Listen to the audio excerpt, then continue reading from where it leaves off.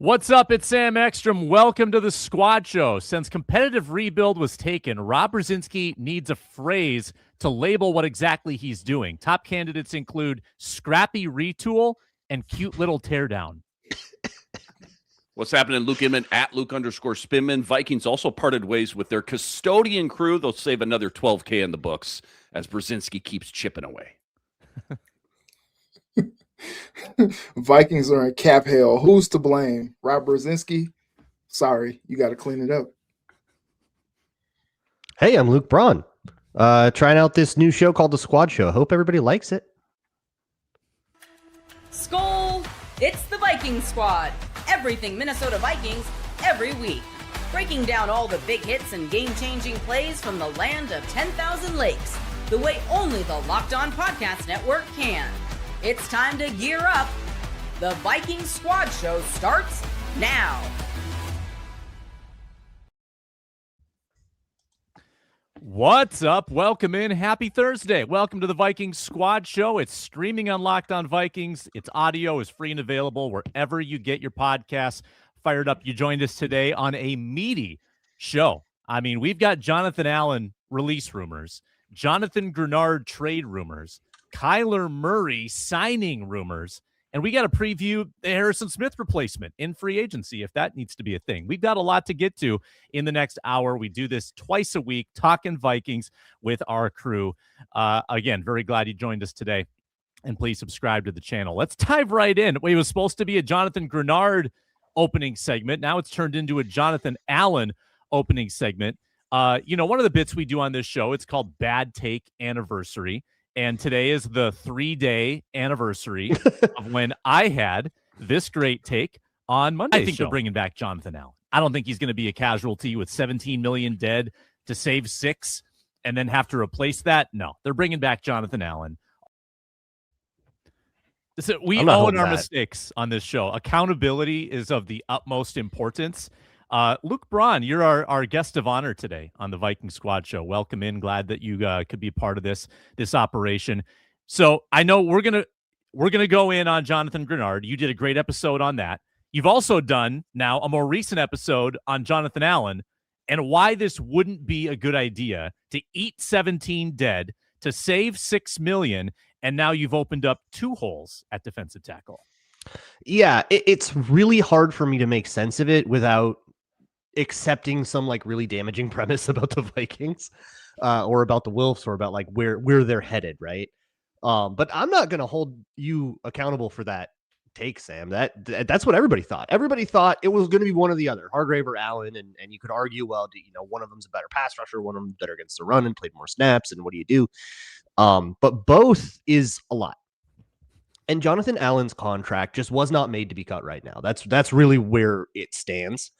And Greenard's is a lot the same way. It is not that helpful to get rid of him, and it certainly isn't helpful enough to justify what you're losing.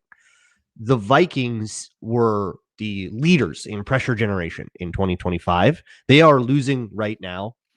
If they don't get Eric Wilson back and they trade Jonathan Greenard, they would lose 4 of their top 6 pressure generators. They're losing the entire teeth of the defense that was top 5.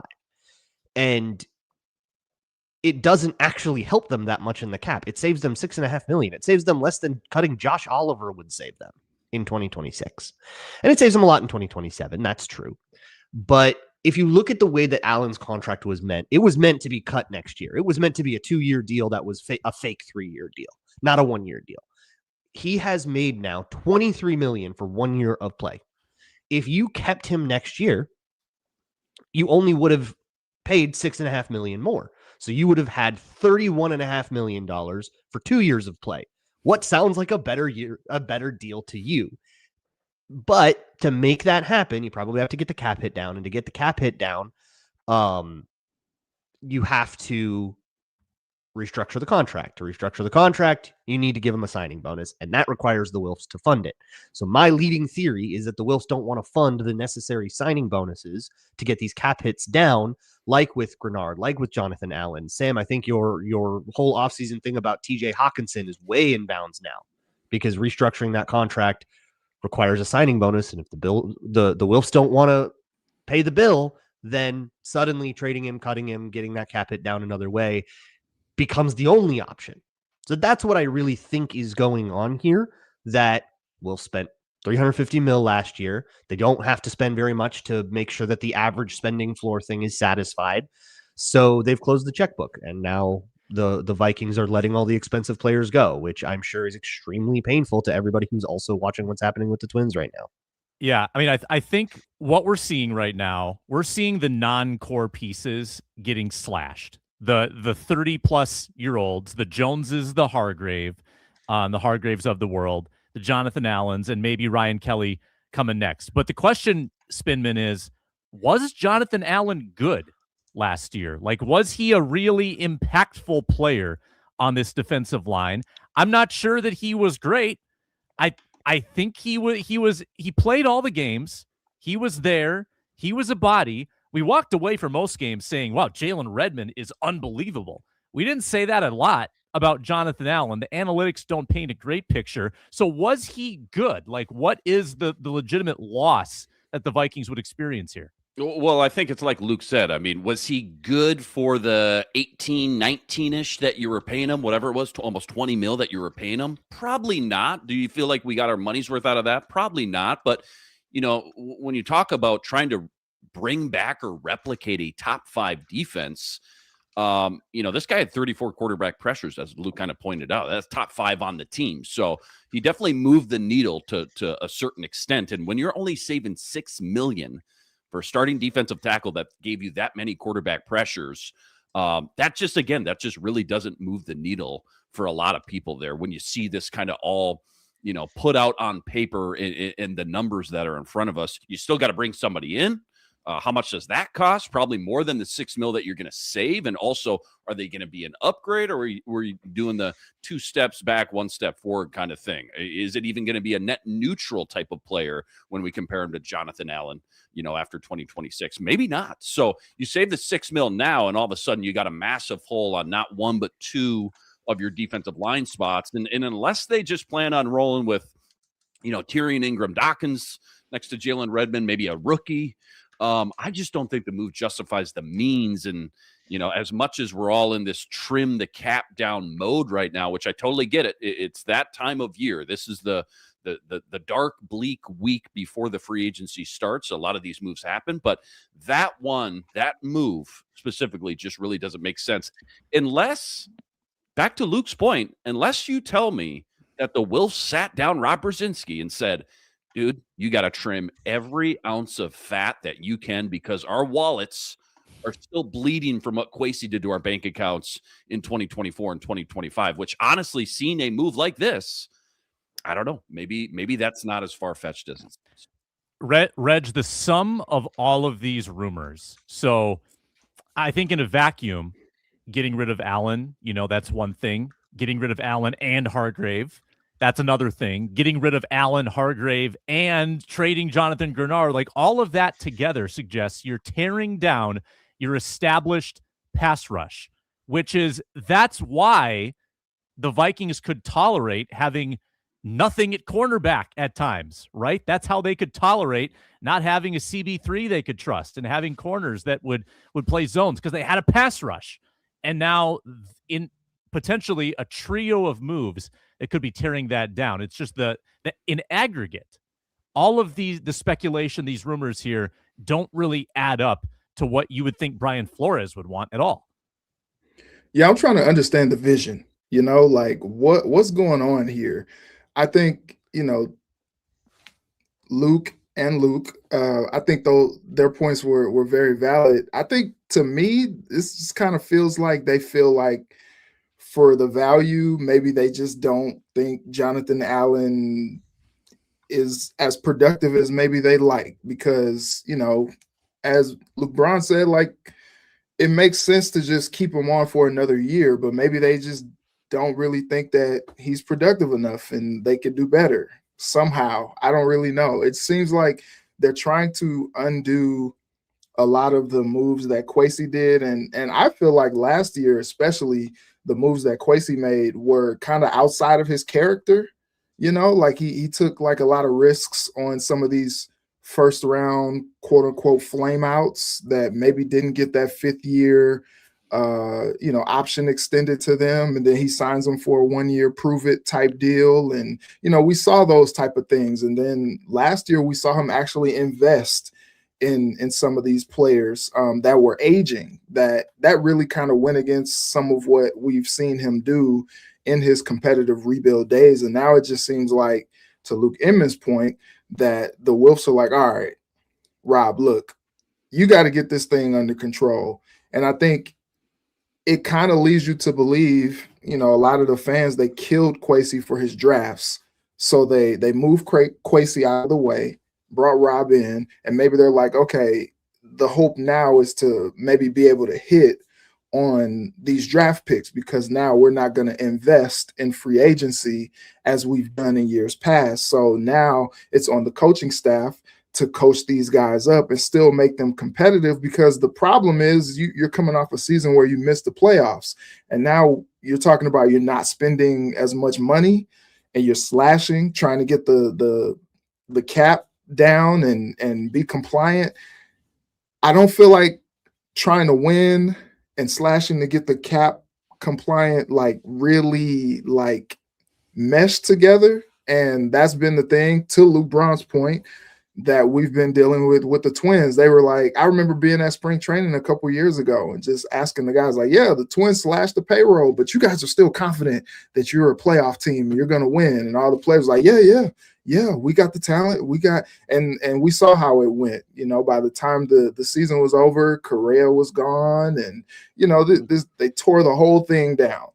And so it really doesn't make you understand what the vision is. Maybe we'll understand as time moves on, because we still are talking about them adding a quarterback. And I know we'll get to Kyler in a bit, but maybe trying to add that person is not going to be something that can be expensive, considering some of the moves that they're making. Or maybe they're making moves so that they could maybe afford a medium level contract for a quarterback to bring in to compete with JJ. I don't know. I don't really understand the vision right now. Yeah, I was just real quick, Sal, I was just going to say, it's one thing, I think, to sit here and kind of pick and prod the Jonathan Allen move, because it only saved you $6 million. You still got to find a replacement, everything we just talked about. But, and also too, to that point, who knows, maybe those internal conversations were more about Flores saying, he didn't live up to the price tag, and maybe he's confident he could get somewhat or close to similar production from somebody else in the rotation, or maybe somebody in free agency that's cheaper. I don't know. That's one thing. But now when we're talking about giving up your team pressure leader, despite how many games did he miss? 5, 6, a third of the games last year, a team captain, and really anybody who sat down and just watched the Vikings defense the past 2 years knows when everybody's healthy, when it's an even slate, Jonathan Greenard is arguably the most important piece to the puzzle. And now you're talking about not paying a couple extra bucks and keeping him around and making the guy happy. That I can't get on board with. Like that, to Reggie's point, sends a very confusing message coming from last year's kind of we're all in Super Bowl type roster, just need the quarterback, to where we're at today. And I know a lot will change over the next couple of weeks, but especially for the compensation that's being kind of flung out, maybe a second and a 4th or 5th round pick, whatever that would look like. For me, it's kind of the same conversation about Jonathan Allen, but just on a bigger scale, with kind of more extreme examples. Sure, you save some money, but you're going to leave a massive hole, and ultimately you're making the team worse in the process, even if it does clear a nice chunk of change. Eventually, there has to be a line with the penny pinching, and for me, and I think a lot of people too, unless you're getting a king's ransom like a 1st and a 3rd or something, that's going to be a really hard pill to swallow if they do in fact move on and trade Jonathan Greenard. Yeah, and we're going to spend the whole next segment on this. And Braun, you did a great segment about it yesterday, about how this does not need to be a cap issue. There are ways to clear cap. You've already cleared 18 once the Jones and the Hargrave things become official. You've cleared now another 6 with Allen. You can clear 8 with Kelly. If you just do some basic restructuring with, let's say, O'Neal and Jefferson and Hawkinson, there's 30 million more. I'm just using round numbers. It could be more than that. Like there are so many levers to pull to create cap space without trading Jonathan Greenard that it raises so many questions, raises questions about the liquidity of the Wilfs, raises questions about how rogue did Kwesi go that they have to course correct this dramatically. We will get into all of the Jonathan Greenard ripple effects coming up next on the Squad Show. Hey, it's Matt Derry from the Locked On Lions podcast. The people I love depend on me. If I'm gone, the financial responsibilities don't disappear. I didn't want my family figuring things out during the hardest moment of their lives. That's why I knew only one place to go. I chose life insurance through my friends at Ethos. Ethos makes getting life insurance fast and easy, 100% online. You can get a quote in seconds, apply in minutes, and get same-day coverage. There's no medical exam. You just answer a few simple health questions. You can get up to $3 million in coverage. Some policies are as low as $30 a month. I love the folks at Ethos. Protect your family with life insurance from Ethos now by going to ethos.com/LockedOnNFL. In as little as 10 minutes, you can get the free quote and up to $3 million in coverage at ethos.com/LockedOnNFL. That is ethos.com/LockedOnNFL. Ethos.com/LockedOnNFL. Application times and rates may vary.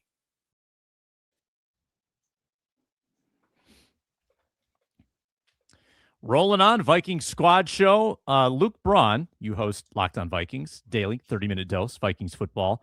Before we talk Greenard, would you like to talk about what's in the works? All I want to say right now is that everybody should tune in to the Locked On Vikings YouTube channel for some live content Monday at 10 p.m. Central. Monday, you say? Some Is late there night tampering happening on Monday? There should be some news, some late night live content. All will be made. That is a good tease in the business. Luke Inman, let me tee up with this on Jonathan Greenard. He last year had a great contract, 17th highest edge contract, coming off what some would say was a top 5 season in 2024, number 3 in pressures in the league. Now he's coming off a season where he missed 5 games, could not sack the quarterback to save his life, was still pretty efficient though in the pressures. I do not think he has any leg to stand on to say he's negotiating to be among the Parsons, the Hutchinsons, the Garretts, the Watts, even the Danielle Hunters.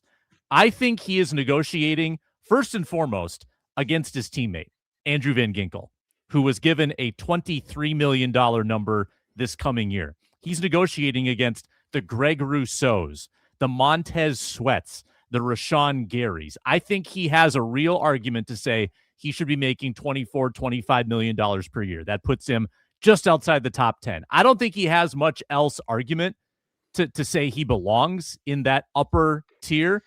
I think he can credibly ask for a $5 million raise.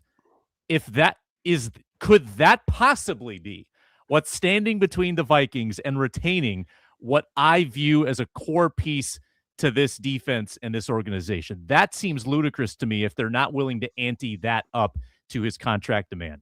Yeah, well said there. And I don't think anybody's going to argue with that. He definitely ain't on that Parsons level or some of these, kind of blue chip top 5 edge rushers in the league. He's really, really good. We've seen the last 2 years. I know he got dinged up a little bit last year, but ultimately that's how negotiations work, especially in these, sports realms that like, hey, I deserve this top 5, top 10 money. You meet in the middle. I'm with you, Sam. Maybe a 4, 5, 6, maybe a $7 million upgrade, something like that. But I think for the player, trying to put myself in those shoes or position, it's more about getting the upfront money, right? That new signing bonus money, that guaranteed money, not so much about what your salary cap hit looks like year by year. Certainly that goes into effect and plays a little bit of a certain piece of the puzzle, I guess, into the equation. But I think a lot of these players, after 2-3 years, we've seen the salary cap go up so much year by year that the market seems to reset itself every couple of years. And when you're talking about a premium position like edge rusher, if you think you're a top 10, top 12 type dude, and you're getting underpaid.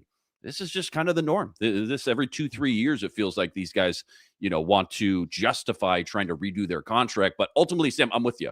If it's $4, $5, $6 million, you got to figure out a way to get that done and keep. Rob Brzezinski said we're trimming some fat, but we're going to try to keep our core guys while keeping the future in mind. Jonathan Greenard, without a doubt, is a core guy. So you do everything that you can, up to a certain extent, right? But you do everything that you can to keep this guy around the next 3-4 years.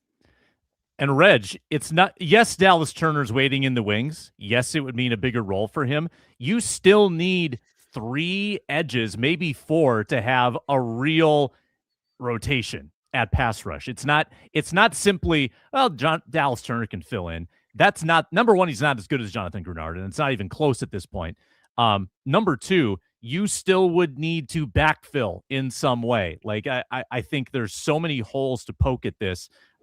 His talent notwithstanding, Jonathan Greenard is still really good. Yeah, and I kind of want to call attention to Javon Hargrave's Twitter. Some guy said if you're a DL and want to get to the QB, Brian Flores' system is not for you, and Hargrave retweeted that. And so that ended up leading to this conversation. And so I got 100 pressures from the okay. Look, okay, this is what he said, okay? Look, Kevin Seifert from ESPN said, this is not a new critique. In a 2023 story, Harrison Phillips talked about the role of a defensive lineman in Flores' system. Essentially said it was you had to move the offensive lineman, jump the gaps to draw the lineman with them and open up for the linebackers who rush and edge players looping inside. And so you did kind of see some of the guys along the front, kind of suffer in terms of numbers so that the guys outside can eat. Van Ginkel, jumping those passes, and Greenard getting to the quarterback. We saw Dallas Turner flash a little bit last year. And so it's interesting to hear those things, especially considering they felt like Harrison Phillips was expendable last year and let him go. I feel like having him in the room would be helpful to their efforts, considering all the slashing that they're doing. And so I think what's interesting is now you potentially think about exiting Jonathan Greenard, who he probably has double-digit sacks last season if he did not miss and whiff on so many sacks. And I know he was super, super, super down about those because we talked to him about it in the locker room after several games where it happened, point blank range and just not being able to get the quarterback down. But he is still one of the best pass rushers in the league. And I think, losing him would be a bitter pill to that Brian Flores defense, especially with the talk on X now about how, he needs the 3-down lineman to create for the edge guys to get home.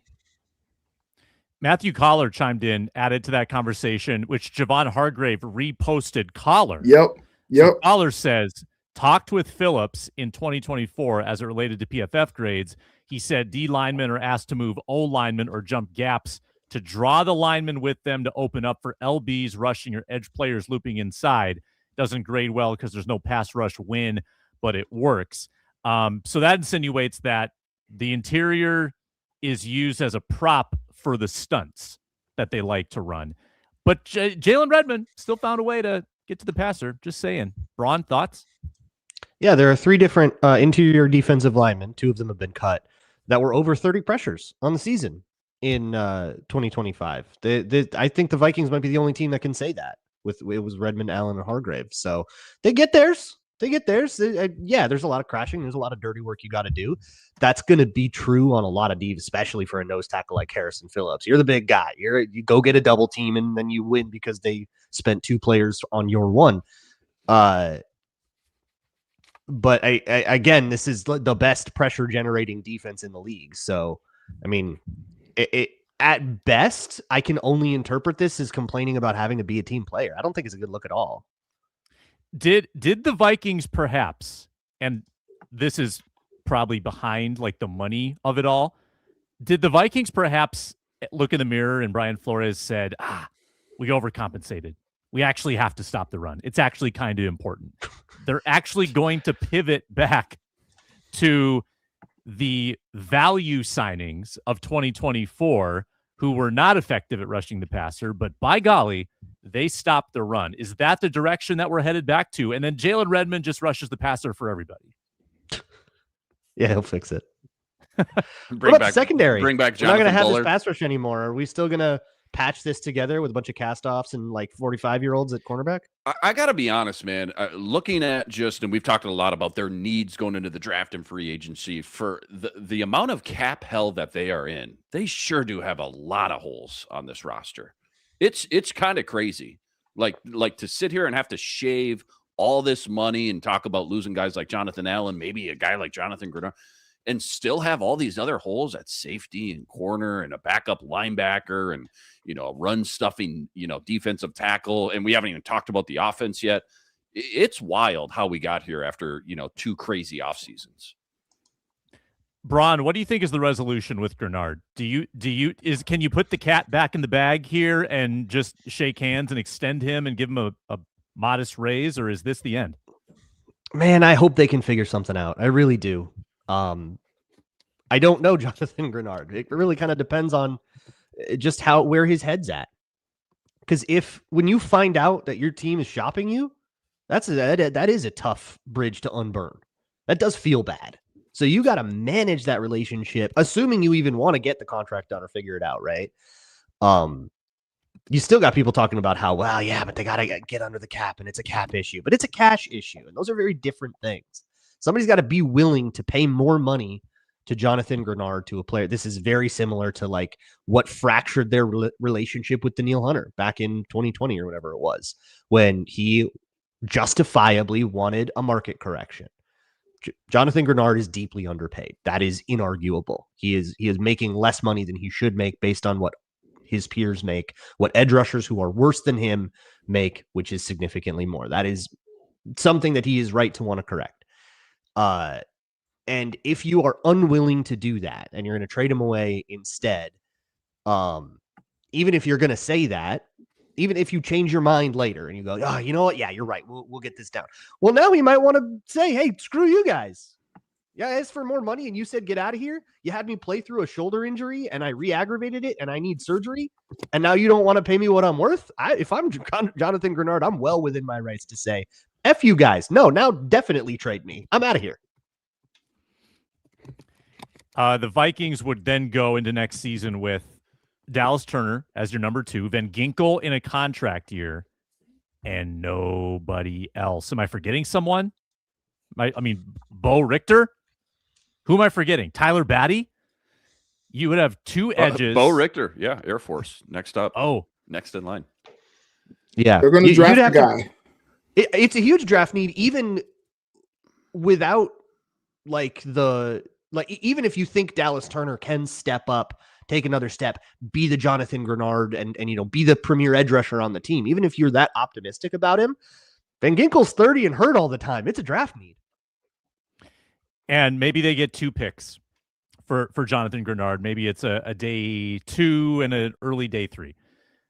Suddenly you're talking about 11 picks in this draft. And this feels like, to me, and I want to touch more on this, this feels like a huge course correction by Rob Brzezinski in alignment with ownership that I would be surprised if Kwesi were taking this same path. Now, maybe ownership sits down with him and has the same conversation, but was this really the play? Like, Kwesi opens up this, what I would have called a 2-year window with kind of this older core, bunch of free agent guys. I don't think Kwesi is parting ways with Jonathan Greenard, who he signed, Jonathan Allen, who he signed. I feel like this is a very different path than we would have experienced with Kwesi. Does anybody disagree? I kind of disagree. I think I don't think Kwesi would have had a lot of power to change this because I think it's about ownership.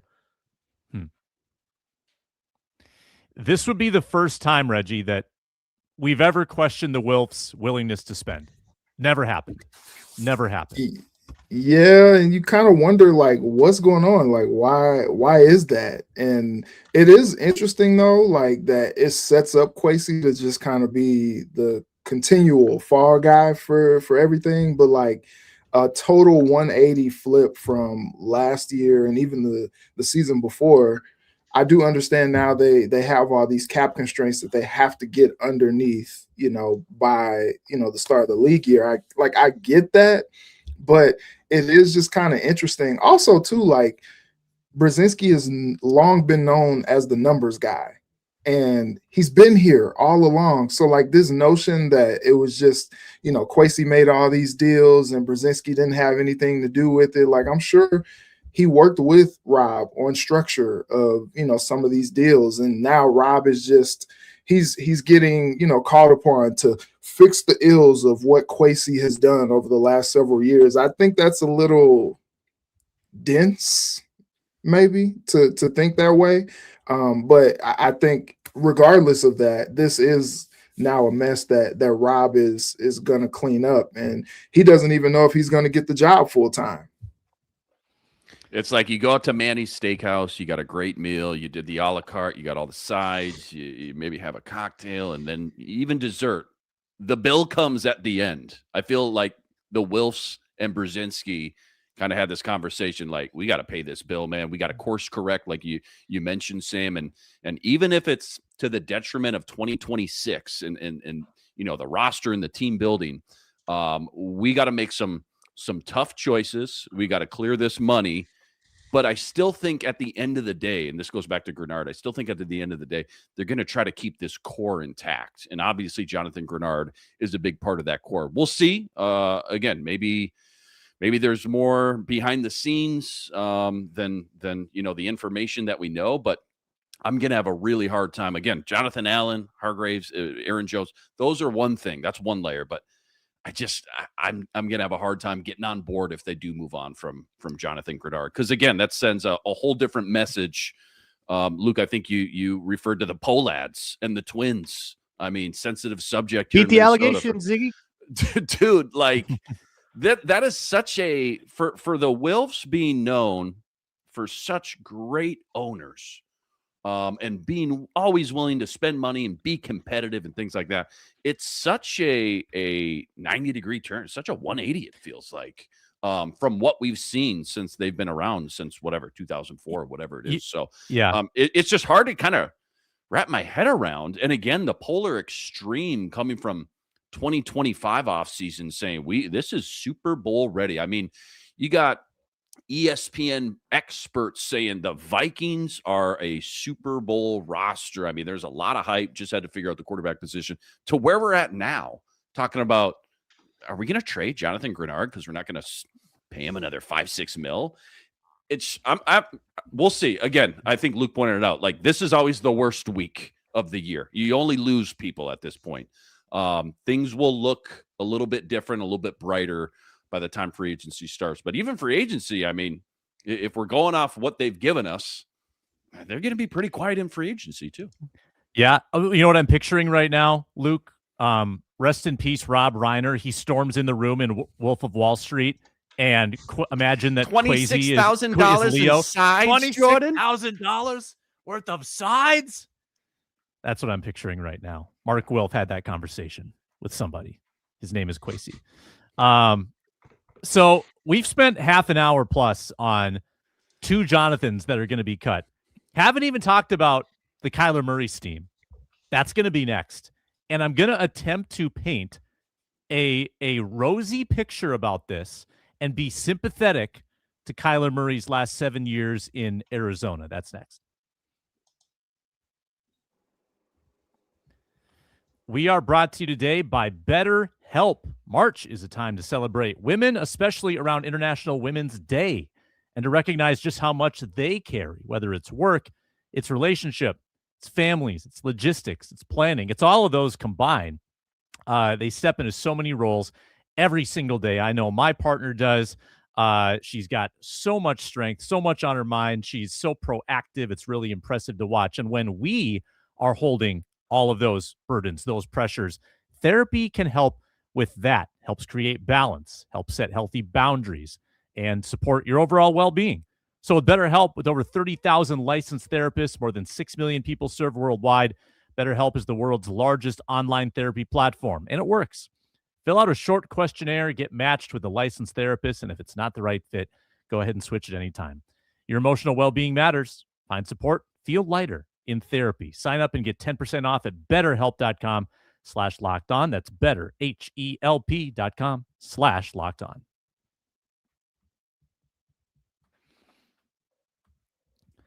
Kyler Murray is going to be cut, and he could be coming to the Minnesota Vikings for the very, very cheap price of $1.3 million.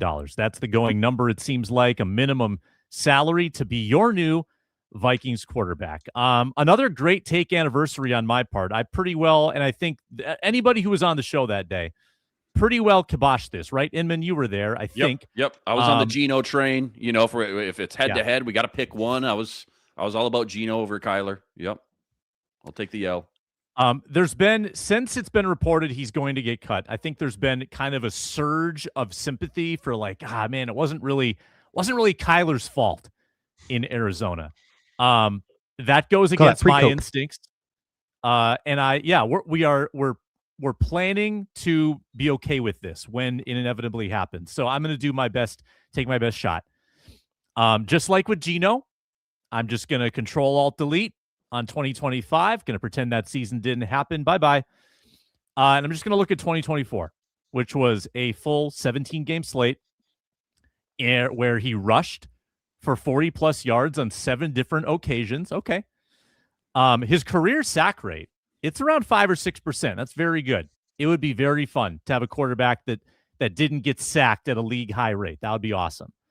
Only threw an interception in 8 different games. That's less than half. Took care of the ball pretty well. At one point was 6-4 with only 3 interceptions thrown that season and 100-plus passer rating.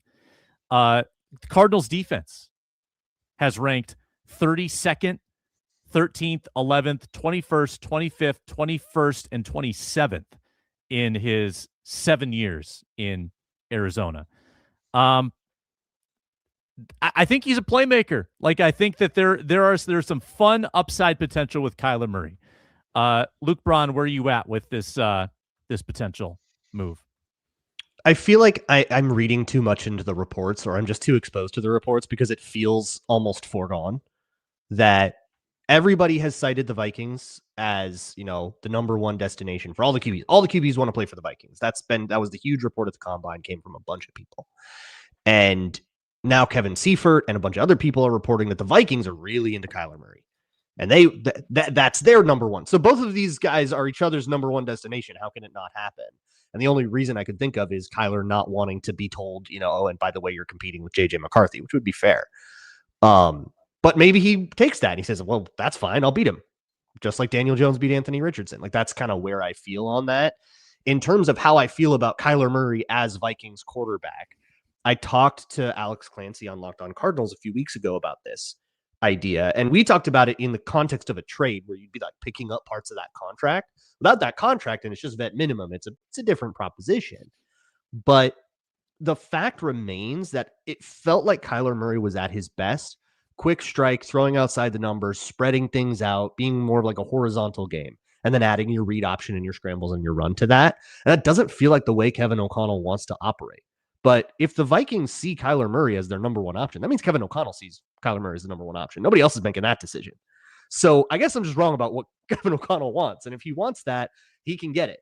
So I would definitely give it a God's honest chance and then go back into some Kyler Murray film and try to get a more detailed analysis of what I would expect from him at this point in his career. Because it's been a while since that 2021 explosion. And I do think that he has grown worse as a passer, innately, in ways that have nothing to do with what was going on around him in Arizona. And I want to check in on that take and make sure that that's really the case, and that the perception about supporting cast versus what Kyler Murray himself is doing is actually the truth. And that's work that I would take quite a bit of time on and would probably come out well after he signs. Yeah, not too much to add there. I was just going to say, the Wilfs are on board. I mean, we just spent the first 30 minutes talking about the Wilfs are in penny pinch mode, and now you got the opportunity to go get, a former number one overall pick for pennies. on the dollar. I mean, that opportunity just doesn't come around very often. And even though I'm with Bront, like maybe I just got to go back and rewatch some Kyler over the last year or two. I'm kind of having a hard time connecting the dots with KOC and his system specifically, and what we know he's going to, want and ask from his quarterback, what he's going to prioritize, and I guess how that all kind of matches up with Kyler's skill set and what he does well, vice versa. But I still think the idea of bringing in to your point, Sam, a very high floor quarterback with all those athletic traits, all that mobility, all that just overall talent that got him drafted number 1 overall, and pay him virtually nothing. While at the same time, too, giving J.J. McCarthy some time to marinate for another year, I guess, if that's their game plan or what they want to do with this quote-unquote quarterback competition. Obviously, you bring in Kyler, it's not going to be much of a competition. But, you throw all that in the pot, it's awfully enticing, especially when you think about, the other options out there. What are the other options then if we don't get Kyler? Trading picks for Mac Jones, they're not going to do that.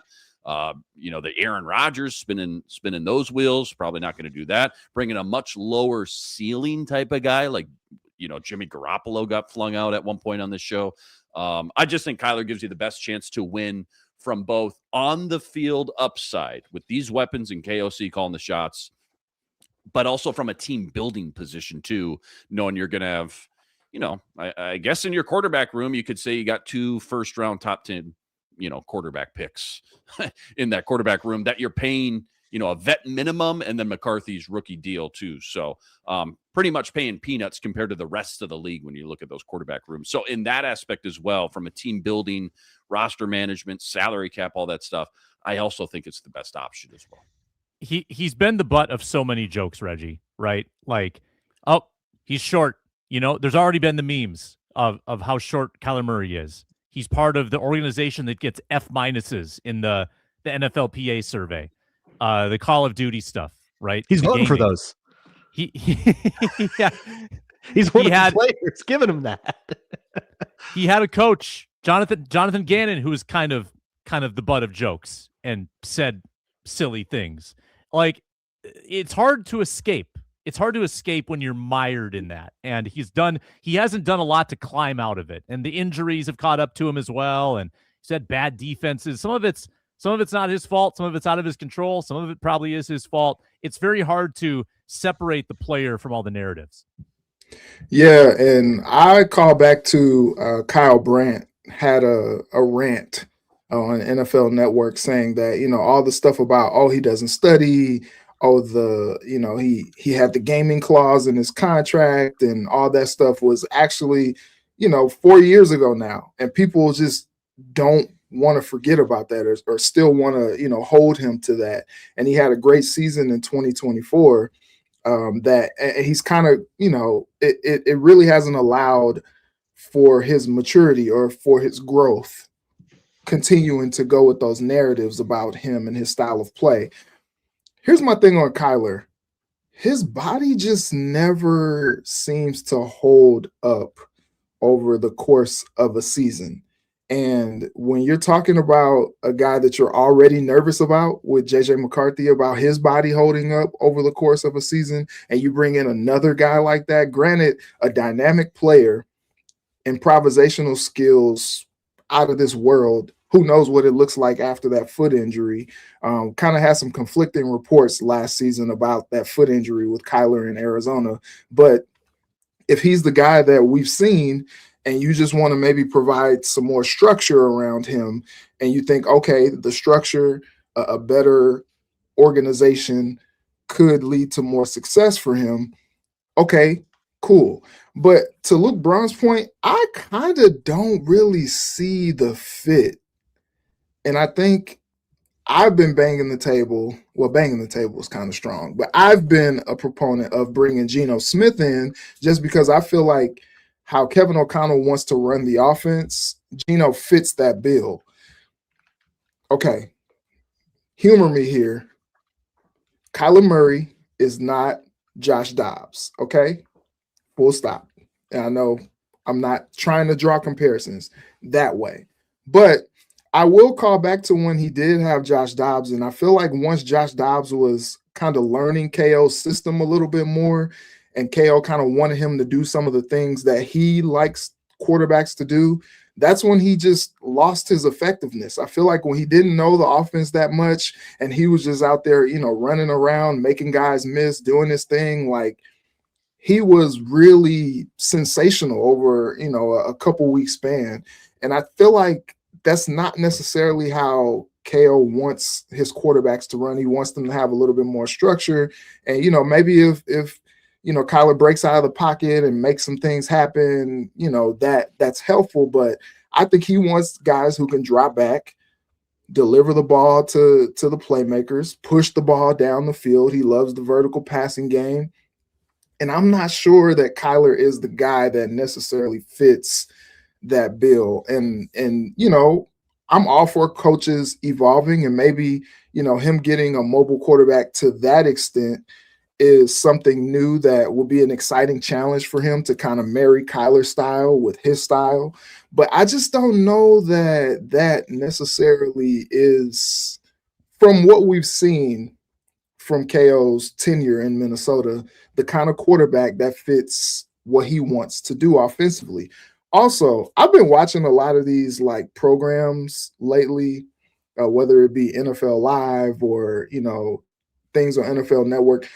I don't understand where the narrative is coming from. I mean, it's coming from somewhere. If it's coming from the Vikings organization, we don't necessarily know. But I feel like I was listening to NFL Live yesterday, and Booger McFarland was like, yeah, they want to get somebody in there because they don't have any confidence in JJ McCarthy anymore. And like this narrative has been that the Vikings are just down on JJ. They've given up on him. They want to move on from him. And I don't really know where that narrative is coming from, because I still feel like the organization still wants to see what they can get out of JJ and wants to see him, take the reins and compete and win the competition and be the guy that they've drafted him to be. But I mean, from all these reports that we keep hearing, even going back to like Super Bowl week, you think the Vikings hate the guy.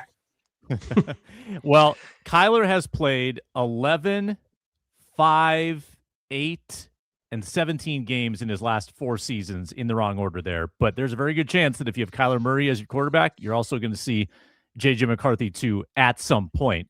We do have the potential Jonathan Greenard replacement, and we will smash the breaking news sounder to deliver that to you after a super quick pause.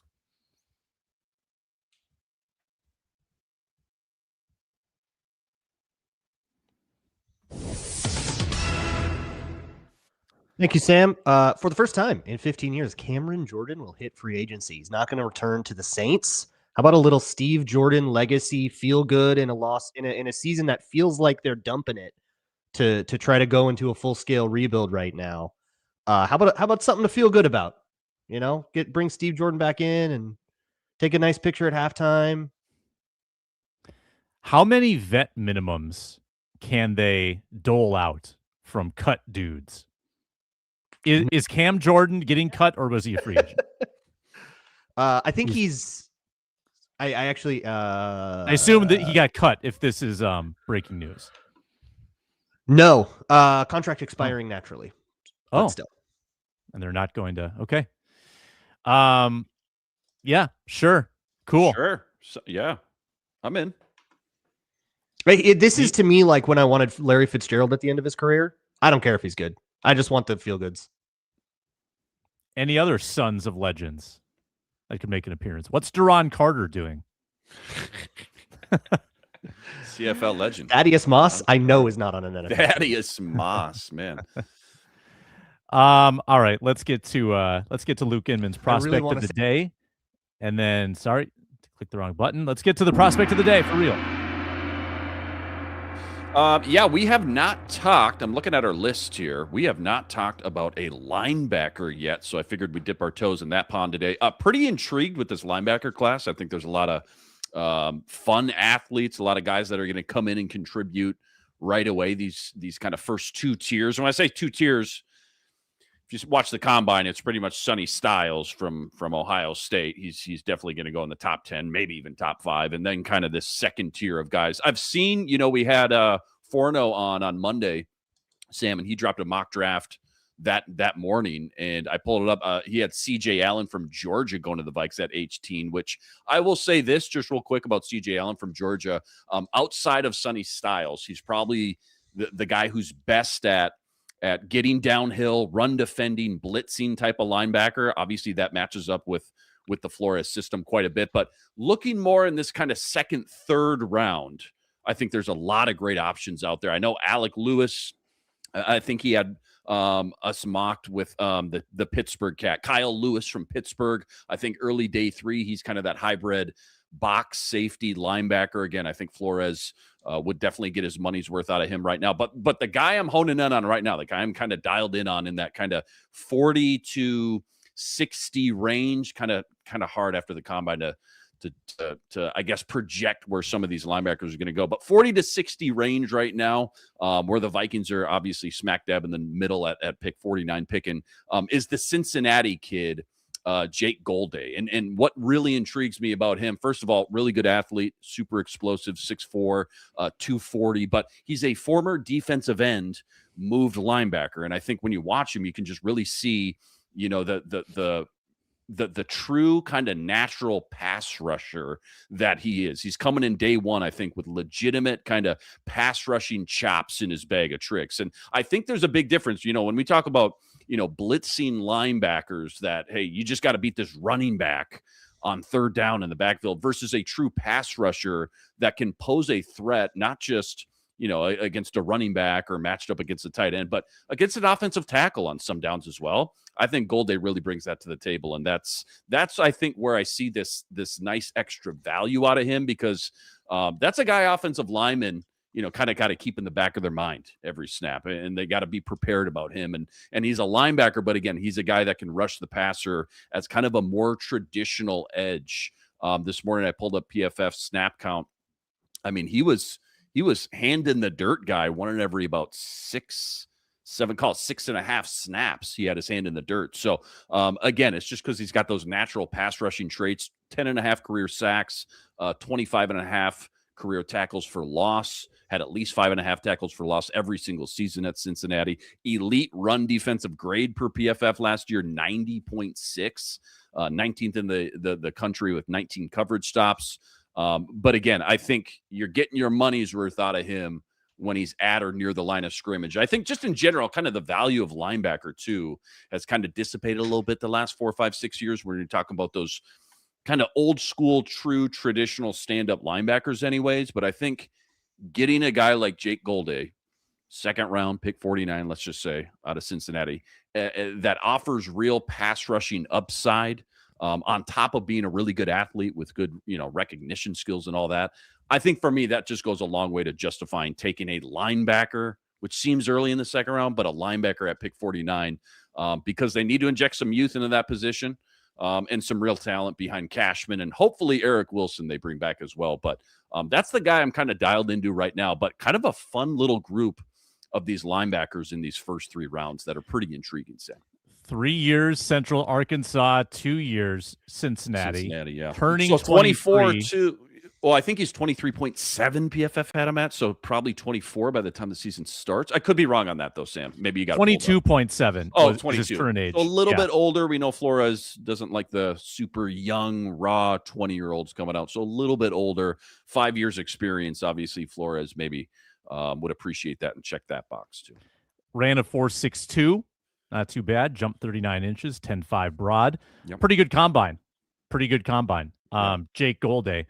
I like it. And like looking back at your prospects of the day, Inman, I mean, you talked about the holes this team has, right? I mean, Mansur, Delane, Traden Stukes, cornerback, big hole. Caden McDonald, Grayson Halton, defensive tackle, turning into a huge hole. Mm-hmm. Center, Jake Slaughter, hole. Safety, Dylan Thieneman, hole. Like Emmett Johnson, running back, hole. All of your prospects of the day would fill a pretty gaping need on this team. And the picks are limited, right? I think they have 1 pick in each of the first 3 rounds, and then do they double up in the 4th round or 5th round? You're not going to be able to address all these needs. You're going to have to figure some of this out in free agency coming up here shortly, which leads me to the safety position. Harrison Smith has not made an announcement yet. let's assume he's gone. Who can you sign? Who can you sign to be a veteran presence at safety and replace the hitman? Reggie, do you have a name for us or an idea? So I feel like what you're getting from him is irreplaceable, and a guy who knows Flo's system like super well.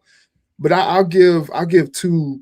Well, okay, three. Well, no, two guys, just because the third I feel like you may not be able to get for price numbers. But Kevin Byard, already in the division, and Jimmy Ward. I feel like Jimmy Ward could be someone who could come in. He's a veteran and could play well in the system. And Kevin Byard's a vet, and he's a ball hawk still, even at his age. So I don't know. Maybe one of those two guys could give you something, but I think it's hard to replace what Harry is giving you. Braun? Yeah, if this was like 3-4 years ago, Kyle Duggar, Jimmy Ward, Kevin Byard, I'm liking that. Some of these guys are getting a little long in the tooth. I'm with you though, Reggie. If you think Kevin Byard's got some more gas in the tank, 32 and a half years old, I'm still intrigued about him. I don't know if you want to replace, a 36-year-old Harrison Smith with a going on 33-year-old safety, but I mean, at the end of the day, though, Reg, you're right. Like the dude balled out last year, so he's definitely a deep safety ball hawk for sure. I still think they need more help so you can free up Josh Metellus into that joker kind of everything wild card role. But he would definitely be one step to the puzzle for sure that I'd be intrigued about. Definitely. It's so hard I think to Luke Brown's point, they have a cash problem right now as what's happening with the org right now. So it's hard to forecast like who they would bring in. I feel like it would only be like a stopgap type replacement, and maybe they try to draft a guy to be the long-term replacement, but Kevin Byard certainly would fit the bill. I just don't know how much he would cost. Yeah, it's really hard to project what the Vikings will do in free agency because we don't really know what mentality they have because we don't know who's in charge. Like not having a GM makes it so chaotic that like, are they thinking short term? Are they thinking long term? Who knows? The guy who's going to be making this decision in 4 months is not in the chair right now, unless it's Brzezinski, who doesn't even know if he wants the job. So like, this is this super difficult thing to parse out. I like the Kyle Duggar idea though, not necessarily because, you need to get a cheap guy or it's an old veteran or any. It's a guy Flores likes, and it might not be any deeper than that. We know Flores likes that guy, and we know he's going to essentially get to be judge, jury, and executioner on that. It might not be about short-term, long-term. It might be, hey, get me my dude that I like. And nobody's going to tell him no, especially after he put up with all these cuts on his pass rush. So I think they're going to owe him that after giving him this huge contract and then gutting his pass rush. So I could see it that way. I was just to add on to that, and kind of the theme of today's episode and conversation, there might be a world, and I know people don't want to hear this, but they just roll with Josh Metellus, Theo Jackson, and Jay Ward. They draft a rookie, who knows? And I know Dylan Thieneman and Emmanuel McNeil Warren are being mocked, around that range. Maybe they pull the trigger on a first round guy, but there is a reality where they just roll with those three guys. They bring in another kind of special teams type of safety, like a Tavier Thomas again, and they compete and they let those three guys or, whatever, that group of five guys duke it out and may the best three-man win. We might see a lot less three safety looks as well next year because of this personnel change too. So as enticing as some of these guys are, Duggar, would love him, obviously. Jimmy Ward, he was a baller back in the day. Don't know about him the last year or two health-wise.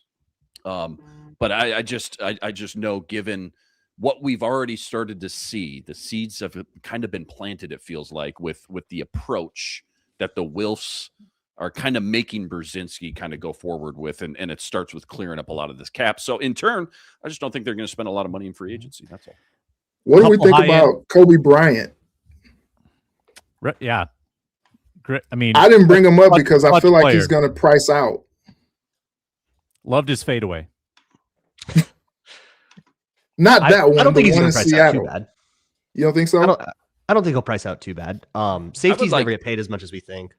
Yeah, I'd like either of the Seattle secondary dudes. Woolen, I don't know how much he's going to price out. I think we talked about him on Monday, Sam, or Kobe Bryant for sure. I'd take either one of them. Or they don't do anything, and maybe they just pull the trigger on one of these two safeties at pick 18.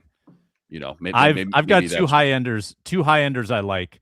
Cam Curl, that'd be a coup. Washington, and then LA.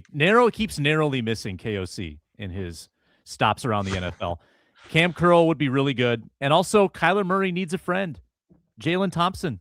Bring Jalen Thompson over from Arizona as well, 5-year starter. Both of them, Curl and Thompson, super physical in the run game, which is a trait that I think could translate well to doing some of the safety things that Brian Flores wants to do. You got to improve your tackling, whether it's at defensive tackle with these changes they're making, your perimeter run force. You gotta tackle better than the Vikings did last year. And if you want to compete and try and get yourself in the mix in this division, you're going to have to stop the run a little bit, because they blew like 4 games last year because they couldn't stop mediocre running backs. That's where we end today on the Vikings. I have one more thing, Sam. And Luke I have some reporting to share. Should I smash the sound? Let me smash the sound. Go for it. Why not? It's some reporting from elsewhere in the Locked On Network, Corbin Smith, with the Jonathan Greenard thing that it was yesterday, but I just saw it, which is that there are like half the league is interested in Jonathan Greenard, tons and tons of callbacks on that call out for a trade, and that he thinks the sweet spot for compensation is a 2nd and a day 3 pick. So I wanted to ask Luke, with your prospect of the day. Yeah. If they trade Greenard for a 2nd and then say like a 5th or 6th or something, and then they use that 2nd to draft your guy out of Cincinnati, and they save the money and they do whatever else they do, how do you feel about that? I still think we're taking 1 step forward, 2 steps back. I mean, Greenard, you're getting a in his prime, right? I mean, how old is he? 27, 28? In his prime, peak, polished dude. The only thing that I feel like, and again, I like Jake Golday for sure. But in as far as like trying to compensate for the loss of Jonathan Greenard, those are such huge shoes to fill. And I would still like the front 7 with Dallas Turner and Van Gink, and then Golday, and then Cashman, and obviously, hopefully, a guy like Eric Wilson. But that's to replace a guy like Jonathan Greenard, just apples to apples, is going to be really hard to do, even if you use the 18th overall pick on a edge rusher. I just don't think you're going to get somebody that's going to come in and be that kind of just pro ready and polished that you're getting Jonathan Greenard in 2026 when week 1 rolls around. So that would be tough for me. And that's why it feels like this whole kind of game plan of just like shedding these contracts, maybe moving on from some veterans for some draft picks. And then even if you hit on the draft picks, I'm not sure how much better of a team we really are, but that's the position that we're in. And it feels like that's the position that we're kind of headed. We'll know a lot more in the next week or so once free agency starts. But that's kind of my 2 cents on that. Yeah, we could have clarification on Greenard's future by our next show. Vikings Squad Show returns on Monday. We're so glad you watched, listened, commented, and subscribed today. Again, that's Monday night, Luke Braun. Check out some live content. Monday night, 10 p.m. Central. 10 p.m. Central, and that'll be live. Make sure you tune in. I'm Sam Ekstrom. Those are the Lukes. That's Reggie Wilson. Appreciate it, and talk to you next time.